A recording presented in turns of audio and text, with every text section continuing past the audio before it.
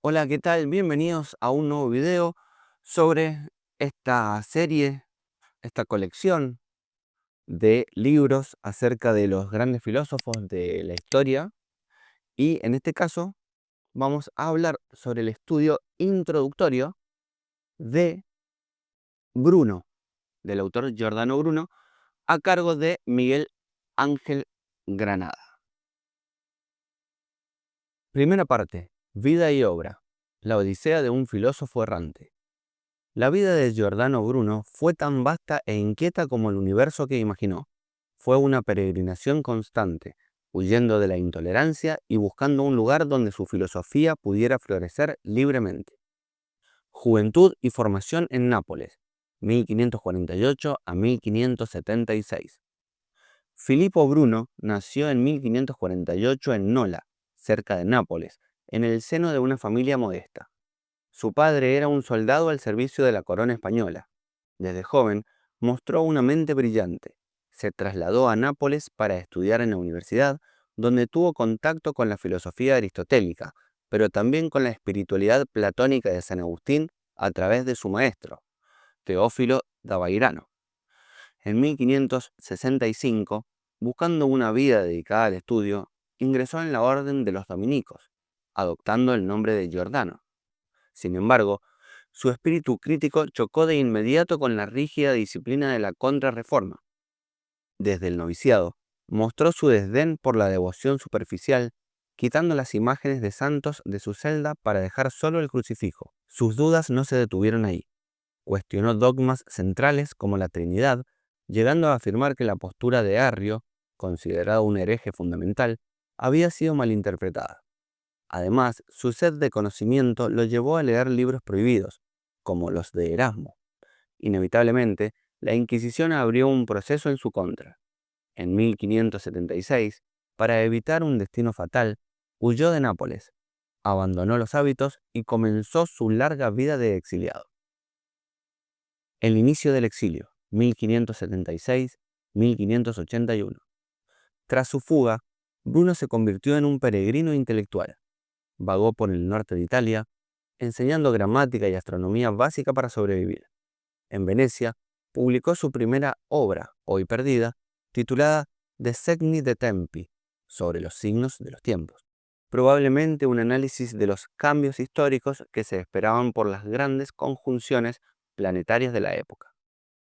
Su viaje lo llevó a Ginebra, el corazón del calvinismo. Allí, para subsistir, se unió formalmente a la Iglesia Reformada y trabajó como corrector de pruebas, pero su temperamento combativo no tardó en meterlo en problemas. Acusó públicamente a un profesor de filosofía de cometer numerosos errores sobre Aristóteles, lo que le valió la excomunión. Aunque fue readmitido, la intolerancia de la Ginebra calvinista lo decepcionó profundamente y partió hacia Francia. En Toulouse, bastión católico, encontró por fin un respiro. Obtuvo un puesto como profesor ordinario en la universidad y enseñó durante 2 años, pero la reanudación de las guerras de religión lo obligó a buscar un nuevo refugio: París. Esplendor en París y la Revolución en Londres, 1581 a 1585. París representó un punto de inflexión.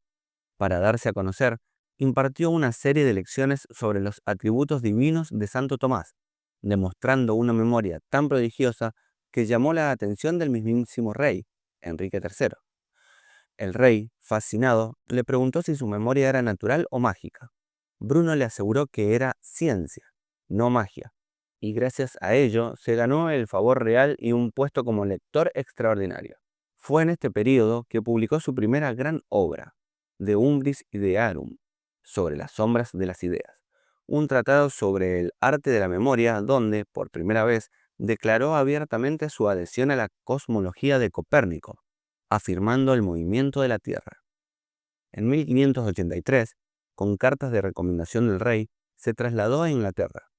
Se alojó en la embajada francesa en Londres y fue introducido en los círculos intelectuales de la corte. Sin embargo, su enfrentamiento con el academicismo inglés fue inmediato y brutal. En la Universidad de Oxford intentó exponer sus ideas, pero sus lecciones fueron interrumpidas abruptamente bajo acusaciones de plagiar a Marsilio Ficino.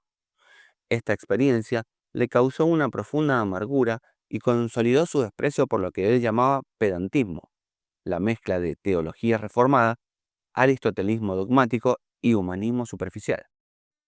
De vuelta en Londres, y a pesar del fracaso académico, vivió su período más fructífero. Tras una acalorada discusión sobre Copérnico en la casa de un noble inglés, Bruno decidió plasmar toda su filosofía por escrito. Entre 1584 y 1585, publicó sus 6 diálogos filosóficos en italiano, su obra cumbre.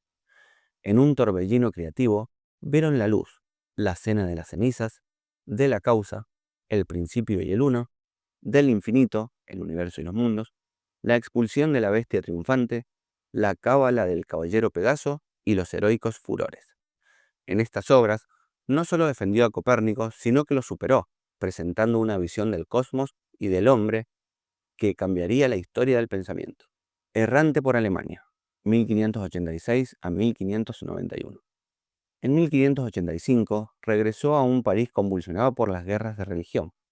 La situación era tan tensa que, tras una disputa pública en la que atacó ferozmente la física de Aristóteles, se vio obligado a huir de nuevo, esta vez hacia Alemania. Su estancia en Alemania fue un periplo por diversas ciudades universitarias. Encontró un breve periodo de paz en Wittenberg, la cuna de la reforma de Lutero. Irónicamente, allí halló una tolerancia que no había encontrado en otras partes. Agradecido, elogió a la universidad por acogerlo sin interrogarlo sobre su fe, respetando su identidad como filósofo guiado por una filantropía general, por encima de cualquier secta.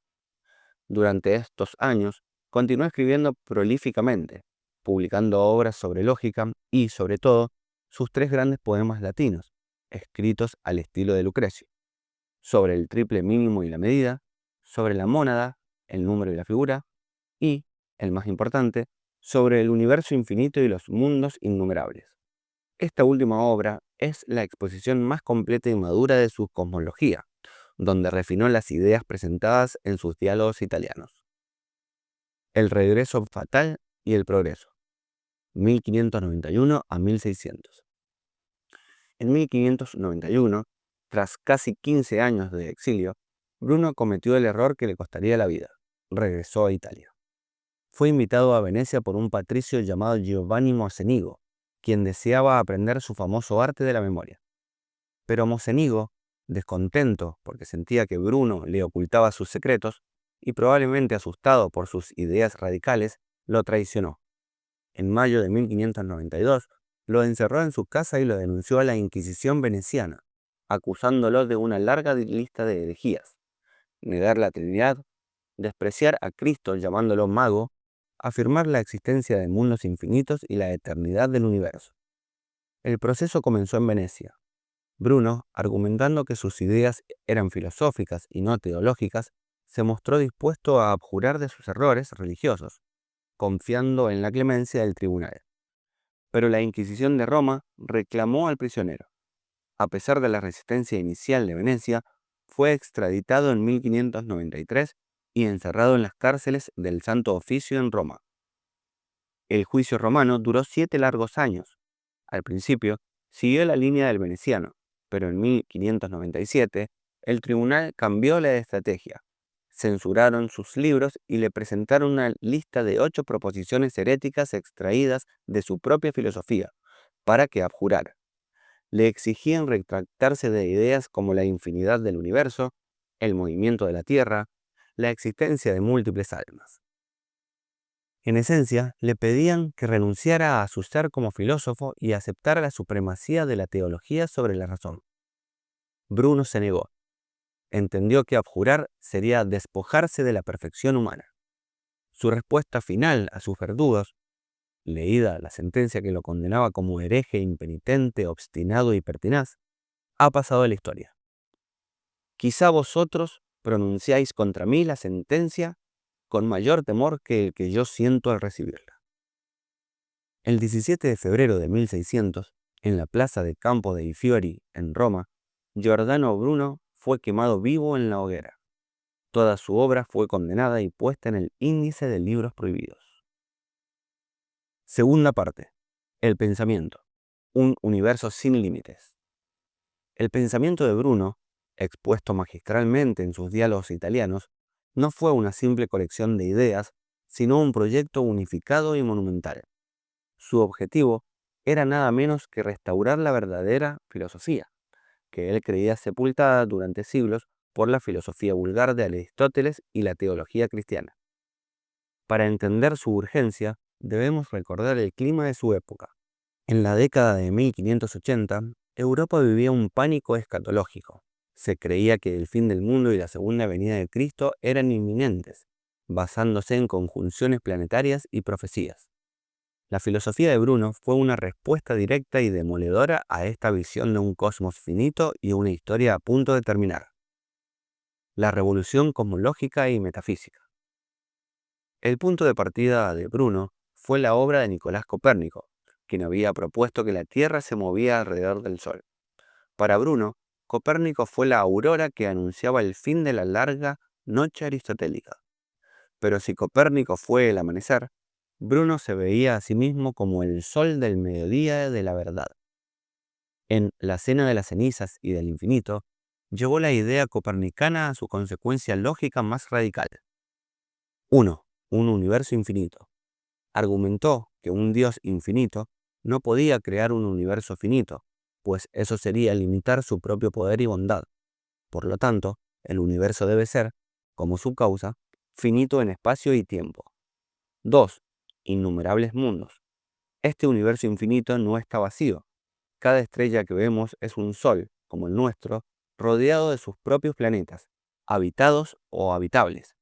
Nuestro mundo no es el centro ni tiene ningún privilegio.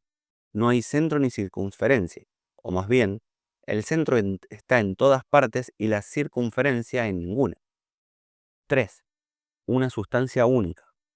En De la causa, el principio y el uno, Bruno sentó las bases metafísicas de esta cosmología. Sostuvo que todo en el universo, Dios, inteligencia, alma, materia, es, en el fondo, parte de una única sustancia infinita. Dios no es un creador externo, sino un artista interior que se manifiesta en la naturaleza. La naturaleza es Dios en las cosas. 4. La muerte como ilusoria. Si todo es una única sustancia, entonces la muerte, como aniquilación, no existe. Lo que llamamos muerte es solo una mutación, un cambio en el modo de ser de la sustancia eterna. Por eso, el filósofo no teme a la muerte, sino que espera la mutación.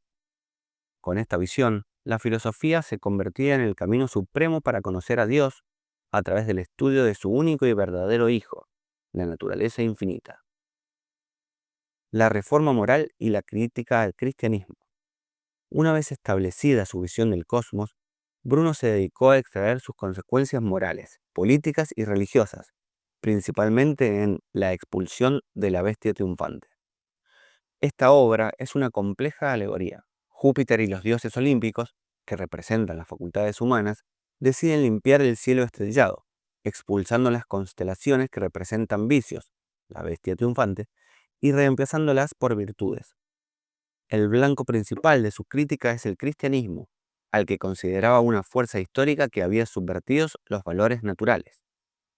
Religión como herramienta política. Para Bruno, la religión no busca la verdad especulativa, sino que es una ley destinada a educar moralmente al vulgo y mantener el orden social. La Biblia, por ejemplo, no es un libro de ciencia, sino que se acomoda a la inteligencia de la gente común para inculcar virtud. Crítica a la fe y la gracia. Atacó con dureza la doctrina de la justificación por la fe, defendida por la Reforma.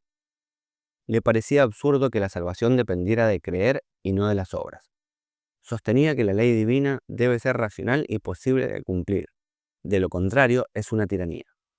Cristo como impostor. En los pasajes más audaces y velados de La expulsión, presenta a Cristo, simbolizado por la constelación de Orión, como un impostor y un mago que, mediante milagros aparentes, se hizo pasar por Dios, llevando al mundo a creer que la naturaleza es una puta ramera y que la filosofía es una locura. La santa asinidad. En La cábala del caballo Pegaso, continuó esta crítica a través de la figura del asno. La santa asinidad es la ignorancia voluntaria que renuncia a la razón en favor de una fe ciega, esperando pasivamente que la divinidad descienda en lugar de esforzarse activamente por ascender hacia ella. La cima de la filosofía, los heroicos furores.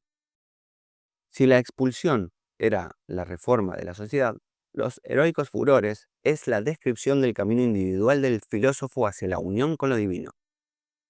La obra es un comentario a sus propios poemas de amor, donde el amor no se dirige a una persona, sino a la divinidad misma. Bruno describe este camino a través del concepto del furor heroico, una especie de locura divina, un impulso amoroso y apasionado que empuja al alma del filósofo a cazar la verdad y la belleza en el mundo infinito. El mito central es el de Acteón y Diana.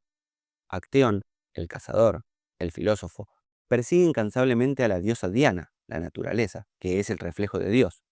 En el momento culminante, logra verla desnuda, contempla la verdad última de la naturaleza. En ese instante es transformado. El cazador se convierte en la caza. El sujeto se funde con el objeto de su búsqueda, alcanzando la unión con la divinidad. Este es el verdadero paraíso para Bruno, un estado de beatitud que no se encuentra en un más allá, sino aquí y ahora, en esta vida, a través de la contemplación filosófica. Es la culminación de una vida dedicada al conocimiento, una felicidad que libera del miedo a la muerte y de la vana esperanza en placeres futuras. Giordano Bruno fue un titán del pensamiento. Luchó incansablemente por la dignidad del hombre, por la libertad de pensar sin barreras ideológicas. Su filosofía no fue solo una teoría sobre el cosmos, sino un llamado a la liberación del espíritu humano. Vio en un universo infinito la imagen de un Dios infinito, y en esa visión encontró la justificación para una búsqueda infinita del conocimiento.